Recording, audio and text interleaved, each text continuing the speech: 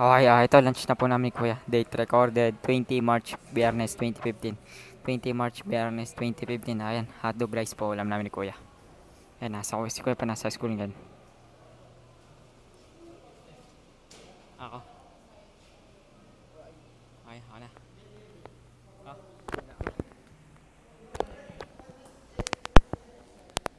Ayan po si Joe, ayan, nakaayos po siya.